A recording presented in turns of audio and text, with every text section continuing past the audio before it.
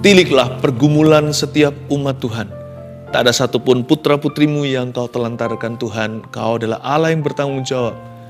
Engkau setia dan cinta pada kami semua hingga kami mati atau hingga Tuhan datang kembali. Ajari kami juga setia sama Tuhan melalui segala musim kehidupan. Jangan satupun keluarga Saat Teduh berubah setianya. Tuhan, sampaikan sabdamu, celikkan mata rohani kami, sembunyikan hamba-hambamu di balik salibmu yang mulia itu. Dalam nama Yesus, haleluya, amin. Puji Tuhan. Kabar baik kalau Anda bergumul dengan sesuatu, baik kecil atau besar.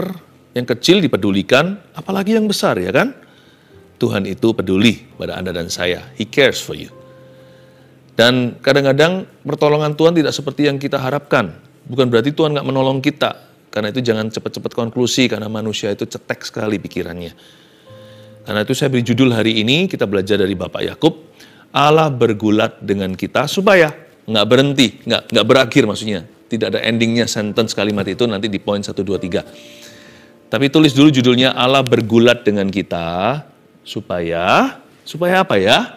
Nantikan dulu, kita buka ayatnya. Kejadian 32. Ya, percaya dulu ya dengan segenap hati sebelum melihat apa-apa, karena iman itu mendengar, bukan melihat sesuatu. Tuhan itu nyata. Yakini dulu dengan segenap hati bahwa Tuhan itu real dalam setiap pergumulan kita. Nah, dalam cerita Yakub ini kita akan pelajari sesuatu. Kita lihat ayat 22, pergumulan Yakub dengan Allah. Pada waktu itu, pada malam itu, Yakub bangun dan ia membawa kedua istrinya, kedua budaknya, perempuan dan ke-11 anaknya, dan menyeberang di tempat penyeberangan sungai Yabok. Sesudah ia menyeberangkan mereka, ia menyeberangkan juga segala miliknya. Tunggu dulu, kapan sih malam itu? Ayat 22 bunyinya begini, pada malam itu Yakub bangun dan ia membawa kedua istrinya, kedua budaknya, perempuan dan 11 anaknya. Mereka rame-rame menyeberang tempat penyeberangan sungai Yabok. Yakub dalam transisi, tapi transisi itu membahayakan. Belakang ada Laban, dia nggak bisa pulang. Kan dia barusan meninggalkan kampung halaman mamanya. Yakub kan terbuang selama 20 tahun di situ. Dia kerja rodi, digonta-ganti salary. Yakub pergi hanya dengan pakaian yang melekat di tubuh beserta tongkat. Tapi dia kembali dengan ternaknya yang banyak. Tapi bukan berarti sudah enak atau nyaman hidupnya, karena di depan dia menghadapi Esau. Orang-orang berkata, Esau datang nih, kokomu ada di depan sana. Ingat ya, Esau yang dendam sama dia, yang mau bunuh dia, makanya Yakub lari. Esau ini dendam kesumat karena diambil hak kesulungannya, ditriklah ceritanya, ditipu daya. Nah, Esau ini bukan datang sendiri. Orang-orang Yakub memberitahu, kakakmu Esau datang dengan 400 orang, gagah perkasa semuanya. Waduh, ini kayaknya mau bunuh dia. Manusia kan pikirannya begitu. Dikit-dikit yang negatif itu muncul dulu. Manusia itu memang bakat iman, tapi iman yang salah. Coba lebih gampang berharap sama Tuhan atau kehilangan pengharapan? Ayo, mana lebih mudah? Beriman sama Tuhan. Beriman sama Tuhan itu butuh dengar firman. Nggak otomatis, manual. Tapi kalau kita kehilangan pengharapan, nggak usah dengar apa-apa, diam-diam sunyi senyap aja, tiba-tiba bisa kalap, panik, kalut sendiri. Manusia memang bakatnya Adam dan Hawa, gravitasinya selalu menjauhi Tuhan, selalu lari. Daud nggak bisa lari nih, posisi dia kejepit, depan kena, belakang kena, gimana? Pernah nggak kita berada di dalam posisi seperti itu? Supaya Anda mengerti, sebelum nanti muncul seorang malaikat bergulat, yaitu Yesus Kristus di Perjanjian Lama, hadir sebagai manusia, bergelut dengan Yakub. Sebelum muncul itu, Anda harus tahu konteksnya. Yakub dalam kondisi yang sangat stres sekali. Dan dia menyeberang ke tempat penyeberangan sungai Yabok, berarti dia seberangkan semua ternaknya, anak, istrinya, ke seberang sungai Yordan, masuk tanah Kanaan atau kembali ke tanah perjanjian. Inilah terakhir kalinya Yakub menginjakkan kaki di sebelah timur sungai Yordan. Dia masuk ke sebelah barat. Dia kembali pulang ke rumah ayahnya Ishak. Tapi ketemu sama Esau dulu. Waduh, ini posisi nggak enak. Ini posisi susah bagi dia. Dia stres luar biasa. Dia ketakutan setengah mati. Ini dia seperti orang yang mau disembelih. Udah kayak seperti ini, pikiran dia selalu tertuju kepada skenario terburuk atau skenario terpuruk. Ingat ya, percayalah kepada Tuhan. Jangan bersandar pada pengertianmu sendiri. Hanya karena Tuhan belum jawab, bukan berarti Tuhan gak ada. Hanya karena Tuhan belum menjawabmu, bukan berarti Allah belum mendengarmu. Hanya kali ini Tuhan memilih untuk bergulat dengan dia. Bukan keluarkan dia mentah-mentah dari masalah. Allah akan bergelut dengan seorang manusia. Mengapa? Karena Tuhan masih memproses hambanya. Ada proses yang tidak bisa di-bypass. Harus lewat masalah. Bukan berarti Tuhan yang bawa persoalan, biasanya manusialah. Manusialah penyebab masalahnya sendiri. Mana pernah sih Tuhan itu buat kita jatuh? Mana pernah sih Tuhan itu buat kita bodoh? Manusialah yang selalu ambisi. Manusialah yang selalu gegabah. Tapi Tuhan bisa pakai loh. Problema kita itu membentuk kita menjadi seperti Kristus. Nilai kekal itu melebihi nilai duniawi. Ujung-ujung maksimal pol-polan gitu ya, kita mati itu. Itu hanyalah nggak sampai 100 tahun. Jarang orang hidup lebih dari 100 tahun, 1 century. Kita hidup selamanya di sorga itu nilainya tak terbilangkan. Bayangkan 100 tahun, tambah 100 tahun, 1 juta tahun, 1 miliar tahun, dan terus menerus namanya hidup kekekalan. Sengsaramu sekarang itu, sengsara kita, tiada artinya dibandingkan kemuliaan yang akan datang. Kehilangan materi, dalam bahaya, semua itu apa artinya? Kalau itu bisa mengerjakan perkara yang indah, nan kekal di dalam kita. Yakub menyeberang, tapi dia mengambil keputusan yang benar. Dia seberangkan semua kawanan, ternak, domba, istri, anak. Ingat ya, ini pesan Tuhan, apapun terjadi atas hidupmu, atau apapun yang belum terjadi, dan juga sesetres apapun Anda, please remember this, atau ingatlah, langkah maju itu langkah yang benar. Jangan mundur dari Tuhan. Yakub maju, seberang, karena dia tahu Tuhan yang suruh dia ke arah tanah perjanjian. Hatinya tertuju pada janji, sekalipun susah sekali. Pokoknya apapun terjadi, kalau Anda tidak tahu mau melangkah kemana, melangkah ke depan itu paling benar. Selalu memandang ke atas itu paling betul.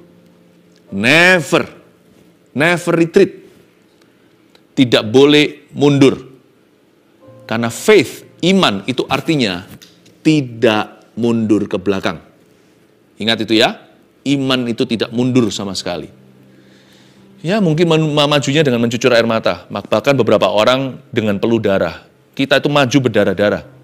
Maju terus, pantang mundur. Karena satu-satunya jalan iman itu ke depan.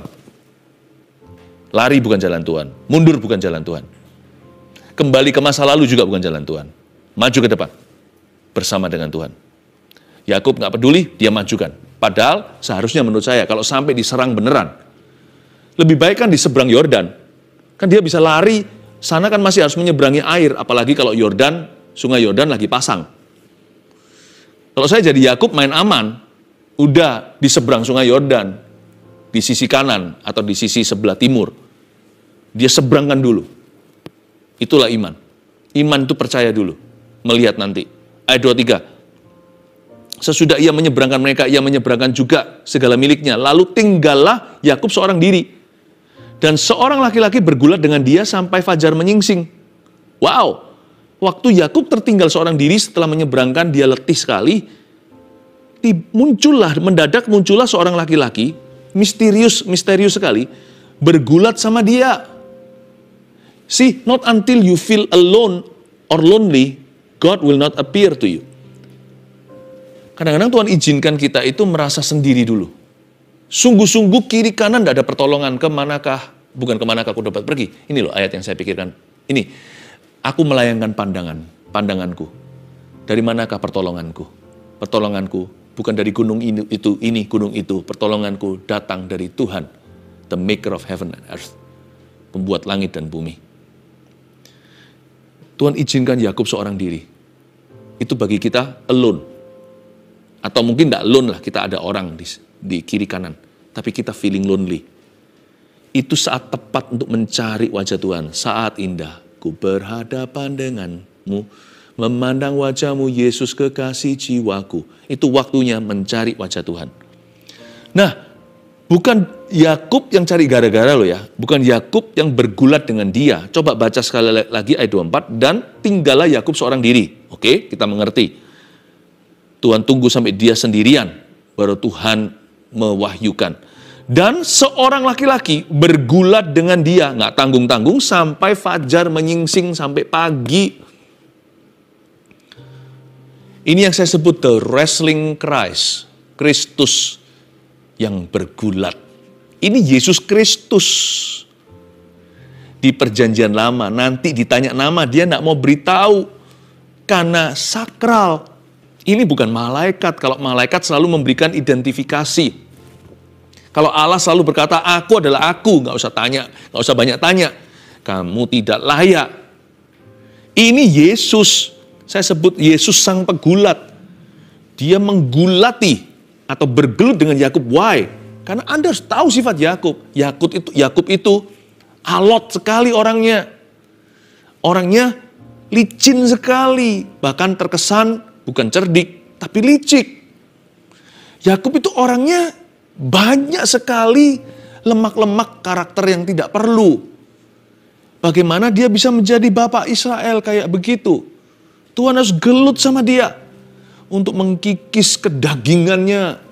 Karena selama ini dia merasa, aku loh pintar ngomong, aku ini pandai, selalu pintar, selalu bakat konspirasi. Apa yang aku mau, aku selalu dapat. Lu nggak kasih, gua curi. Yakub kan begitu. Koko punya hak kesulungan, aku trik. Aku akan jebak dia pakai kacang merah, semangkuk doang. Orang ini pintar sekali, lika-liku sekali. Dia kira Tuhan juga bisa digituin. Tuhan sini, dipegang di kerahnya. Sini Tuhan, bless me, berkati aku. Sini, help me. Sini Tuhan, answer me, jawab aku, tolong aku, berkati aku. Kali ini Yakub ketemu sama seseorang yang lebih hebat dan lebih kuat. Selama ini semua orang bisa dia manipulasi. Ketemulah sama Tuhan. Dan Tuhan kalahkan dia. Yakub ini orang yang terlalu banyak.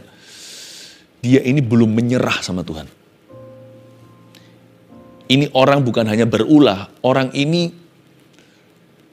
susah dipegang ekornya. Gitulah kata orang-orang zaman dulu. Maka Tuhan gulat dengan dia. Kasih dia sebuah pelajaran kasih. Kamu bisa memanipulasi siapapun. Tapi jangan lupa, aku ada di atasmu. Tuhan Maha Kuat, Tuhan Maha Tahu.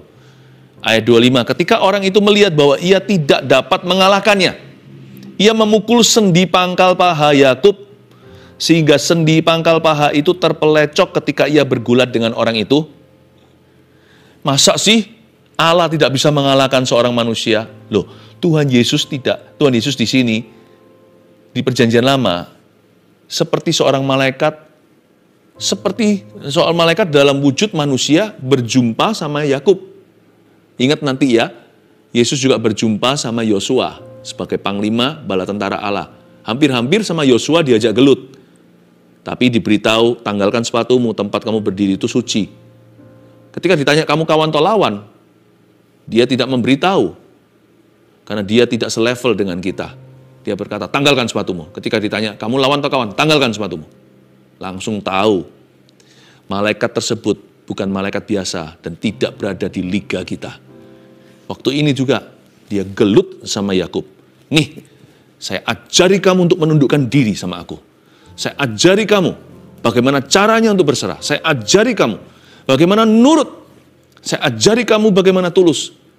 Saya ajari kamu untuk tahu diri. Bahwa kamu adalah kamu, aku adalah aku. Kau tidak berhak kecewa sama aku. Siapa kau kira dirimu? Wow, Tuhan datang gelut sama dia. Ayo. Dibutuhkan persoalan kadang-kadang membuat orang keras itu untuk menunduk. Dibutuhkan problema untuk membuat orang yang hatinya itu lika-liku untuk bisa akhirnya seperti domba yang nurut sama gembalanya. Luar biasa ya. Dan orang itu nggak bisa mengalahkan Yakub, kok bisa? Karena Tuhan di sini tidak pakai kuasa supranaturalnya. Fisik manusia, gelut semalaman. Padahal Tuhan dengan mudah kalahkan dia. Buktinya ketika ia tidak bisa mengalahkannya dengan kekuatan manusia, ini orang memang orang paling keras sedunia, kira-kira gitulah. Ini orang paling pengku, paling stubborn, paling keras kepala. Secara manusia daging dengan daging, Yakub nggak bisa kalah. Langsung Tuhan turun tangan. Tinggal disentil doang, dia pukul sendi pangkal pahanya, langsung pincang seumur hidupnya. Bayangin, hanya dipegang. Alkitab mengatakan di bahasa Inggrisnya, and he touched Jacob's hip. Tidak dipukul bahkan, just touch. Ya, secara manusia nggak ada orang lebih keras dari Yakub. Nggak ada orang lebih susah dijinakkan seperti Yakub. Ini kuda liar yang nggak bisa jinak sama sekali. Ya, anjing yang paling galak pun masih bisa jinak. Tapi kalau serigala itu hewan liar. Oh, jangan sampai makan tuan. Yakub adalah tipe orang yang beriman namun makan tuan. Tuannya itu mau dimakan. Hari itu dia tahu diri. Kamu tidak berada di level Tuhan. Luar biasa. Pernahkah Anda melihat orang yang keras sekali, angkuh luar biasa, setelah problema bertahun-tahun menunduk sama Kristus seperti ini? Bukan berarti Tuhan kasih dia persoalan. Tapi Tuhan memakai persoalannya untuk mengajarkan penundukan diri. Tuhan bukan benci. Tuhan lakukan itu untuk kebaikannya. Karena hanya orang yang menundukkan pada Kristus yang bisa menikmati berkat-berkatnya. Allah tidak punya maksud untuk membunuh, membinasakan. Itu iblis atau setan. Allah punya maksud mulia. Supaya memberikan orang itu masa depan penuh pengharapan. Versi Tuhan, bukan versi orang itu. Tuhan itu selalu memberi kita disiplin. Tongkat gadanya bukan untuk menghancurkan, karena aku tidak punya rancangan kecelakaan. Tapi aku mau menambahkan sejahtera untuk sekarang, bukan berarti problemamu hilang. Supaya dari sejahteraku ini, nanti ku bawa engkau pada masa depan yang telah kurancangkan. Tuhan itu izinkan. Tahu nggak, problema itu juga satu versi atau satu cara Tuhan bergelut dengan kita. Tuhan bergulat. Tapi semakin dia merasa dirinya kuat, bisa. Yakub ini kan percaya dirinya luar biasa, ini over pede sekali. Dia merasa semuanya itu bisa dirancangkan, semua itu bisa dengan otaknya. Ini memang pintar Yakub ini. Apa yang nggak bisa sih? Hak sulung pun gua curi. Laban pun gua kelabui. Saya kelabuin dia. Apapun bisa. Hari itu dia ketemu dengan seseorang yang tidak bisa dia kendalikan, tidak bisa dikontrol sama dia. Dipukullah pangkal sendinya. When you feel you are strong, he will defeat you. Waktu Anda merasa Anda kuat, dia akan mengalahkan. Dia akan memukul sendi pangkal pahamu. Dia akan mengizinkan kehidupan atau hidupmu mengalahkan dirimu. Tapi coba lihat ayat 26. Ya.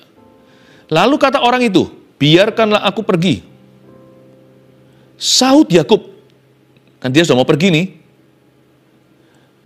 Biarkanlah aku pergi sebelum fajar ya, karena fajar telah menyingsing. Sahut Yakub, aku tidak akan membiarkan kau pergi jika engkau tidak memberkati aku. Kedengarannya masih ngotot ya, padahal enggak loh.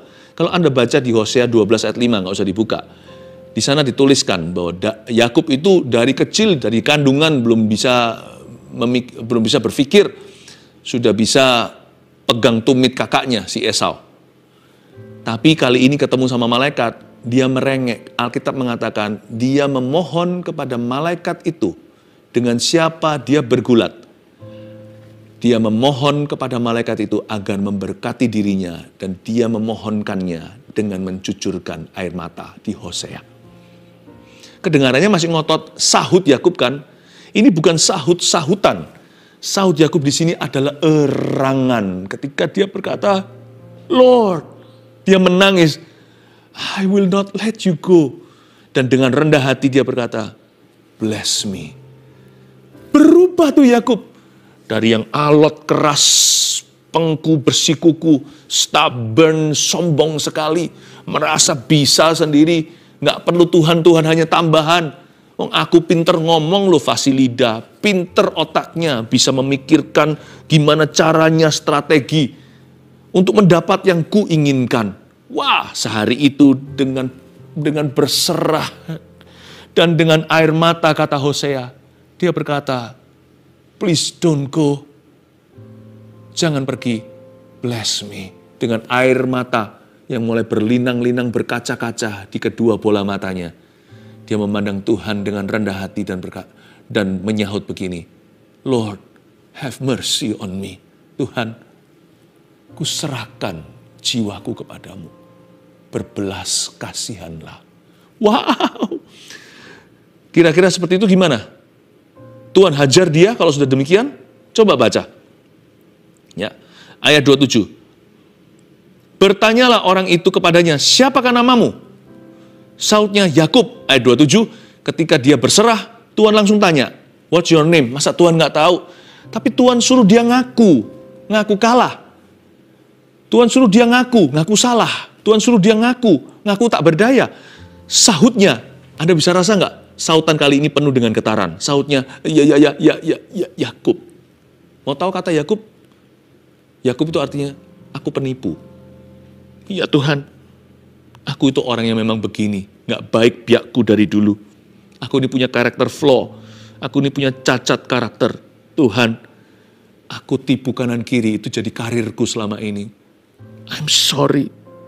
Dengan menundukkan kepala, dia menyahut, ya Yakub Tuhan. Wow, saya kira Tuhan akan marahi dia, pukul lagi. Kali ini bukan hanya pangkal pahanya, kalau perlu seluruh pahanya sekalian. Ayat 28, lalu kata orang itu, namamu tidak akan disebut lagi Yakub atau penipu, tetapi Israel. Wow, sebab engkau telah bergumul melawan Allah dan manusia, dan engkau kalah. Bukan, dan engkau menang. Ini hebat loh. Ketika Tuhan tanya sama dia, namamu siapa? Yakub. Di situ dia hancur hati. Saya bisa bayangkan dia menangis. Tadinya gelut gagah perkasa. Lu kira lu siapa? Aku Yakub. Kamu nggak tahu ya? Setelah fajar menyingsing, iya ya. Aku ini bukan siapa-siapa. Aku ini bukan apa-apa. Aku ini tidak layak apa-apa dari Allah. Tuhan, kasih aku remah-remah. Just bless me, berkati aku. Tuhan tanya, namamu siapa? Yakub. Setelah itu Tuhan berkata, namamu bukan lagi Yakub. Dia menengada. Namamu bukan lagi penipu, tapi Israel, yang artinya I rule. Israel itu artinya God rules atau Allah memerintah. Mulai hari ini aku yang memerintah atas hidupmu. Hidupmu adalah responsibility, tanggung jawabku. Ketika engkau berserah, berkat kau akan terima. Lalu Tuhan berkata begini, sebab engkau telah bergumul melawan Allah dan manusia, dan engkau menang. Masa Tuhan ngaku kalah? Lebih tepatnya Tuhan ngalah. When we are weak in His hands, waktu kita lemah di tangannya, tahu nggak? Waktu itu dia kuat. Tuhan ngalah waktu dia sok-sok gaya, dipukul sama Tuhan. Waktu dia berserah, Allah mengalah dan berkata, Yakub, Tuhan tidak berkata aku kalah loh. Tuhan berkata engkau menang. Pernah nggak kita lagi bergulat dengan anak kita, bercanda, main-main saja, ayah dan anak dan putranya biasanya. Saya punya 2 anak laki-laki, 1 anak perempuan. Kalau sama anak-anak cowok saya, wah gulat-gulatan. Kadang-kadang saya izinkan bukan kadang-kadang, selalu saya ngalah waktu mereka kecil. Nggak mungkin lah mereka bisa menang sama saya. Saya orang dewasa. Tapi saya kalah, kalah. Wah senang mereka, yeay. Wah hebat kamu kuat, kamu menang. Untuk membangun rasa percaya dirinya. Don't worry, Tuhan akan membangun percaya dirimu nanti. Tugasmu hanya berserah. Nanti Tuhan akan berkata, you know, kalau Tuhan sudah berkata, tahu nggak? Wah itu pewahyuan. Aku akan berbuat ini, aku akan lakukan itu. Tapi ketika kita marah sama Tuhan, Tuhan kan bilang silakan jalan sampai tabrak semua, nanti datang ke sini, saya selesaikan marahnya, tapi juga harus balut lukanya. Kan lebih pintar segera aja masuk ke hadiratnya. Datang aja dengan hancur hati dan berkata, Lord, I need help. Aku butuh pertolongan. Allahmu itu kuat. Dan Tuhan itu nyata dalam pergumulan kita. Hanya karena dia belum memberi kita mujizat. Jangan cepat-cepat ambil konklusinya. Ayat 29, bertanyalah Yakub, katakanlah juga namamu. Tetapi sautnya, mengapa engkau menanyakan namaku? Lalu diberkatinya lah Yakub di situ. Yakub menamai tempat itu Peniel. Sebab katanya, aku telah melihat Allah berhadapan muka, tapi nyawaku tertolong. Lihat siapa yang sebenarnya menang. Kan Tuhan. Tapi Tuhan ngalah. Gini loh, kalau kita itu lemah ya. Bukan pasrah yang gini loh ya, ya sudah, mau apa? Bukan. Tapi berserah itu bukan begini. Bukan kehendakku yang jadi, tapi kehendakmu Tuhan. Terjadilah. Tuhan, aku butuh pertolongan. Tuntun saya. Aku tidak akan lepaskan Tuhan. Orang yang bisa ngomong begitu, Tuhan akan berkata, your life, my responsibility. Hidupmu tanggung jawabku. Dan Tuhan akan berkata, kamu menang. Nyawaku tertolong. Lalu tampaklah kepadanya matahari terbit ketika ia telah melewati Peniel. Dan Yakub pincang karena pangkal pahanya. Kenapa ya diizinkan pincang ya? Itulah sebabnya sampai sekarang orang Israel tidak memakan daging yang menutupi sendi pangkal paha. Karena dia telah memukul sendi pangkal paha Yakub pada otot pangkal pahanya. Mau tahu nggak? Saya mikir-mikir kenapa sih harus pakai dipukul pangkal pahanya segalanya? Supaya Yakub tidak merasa itu halusinasi. Orang itu bisa ragu suatu hari. Dia bisa berkata, itu asli atau mimpi ya? Karena pengalaman itu begitu real, begitu nyata. Tetapi tidak ada saksi kan. Jadi Yakub mikir, bisa aja suatu hari imannya lemah dan berkata, mungkin waktu itu hanya halusinasi aku. No, sama Tuhan dikasih tanda. Bahkan kecelakaan pun seolah-olah musibah, itu pun kasih karunia untuk dia ingat perjanjiannya dengan Tuhan saat itu. Yaitu, when you are weak, I am strong. Waktu kamu lemah, aku kuat. Tuhan kasih dia satu kepincangan. Kepincangan itu pun gentle reminder. Bahwa this was also real. Semua ini kejadian nyata. Bukanlah rekayasa pikiranmu, hai Yakub. Tuhan itu nyata dalam pergumulan kita. Dari waktu ke waktu, dari satu poin ke poin berikutnya, Tuhan akan kasih kita tanda. Bahkan secara fisik, bahwa Allah ada di sana. Pernah nggak kita mau lari dari Tuhan, tiba-tiba dicegah? Tiba-tiba aja, mendadak aja. Ada aja rambu-rambunya, entah kita ketemu siapa dan apa. Itu tanda-tandanya Tuhan. Cepat-cepat mengerti. Itu kepincangan yang Tuhan kirimkan dalam kehidupanmu. Mau laju, dihentikan. Seperti ada remnya. Ketemu itu, ketemu ini, kejadian itu. Allah itu bergulat dengan Anda. Kadang-kadang ada masalah yang langsung keluar. Ada masalah yang harus sabar. Ya, sekarang saya jawab judul itu. Allah bergulat dengan kita supaya apa? Satu, supaya kita tidak mengandalkan kekuatan manusia. Jadi kalau Anda berada dalam problema berlama-lama, don't worry. Sehari demi sehari masalah hidup Anda. Setiap hari kan ada kesusahannya sendiri. Take it a day at a time. Percayalah, Tuhan itu sudah ada di ujungnya. Cuman hari-hari ini Allah masih bergulat dengan Anda. Nikmati prosesnya. Pastor Philip ngomong gitu, nggak pernah ngalami. Siapa bilang kita semua punya pergulatan sendiri? Ya, dan setiap hari kita harus nikmati prosesnya. Karena nikmati prosesnya pun masih sakit. Lebih payah lagi kalau kita nggak nikmati prosesnya.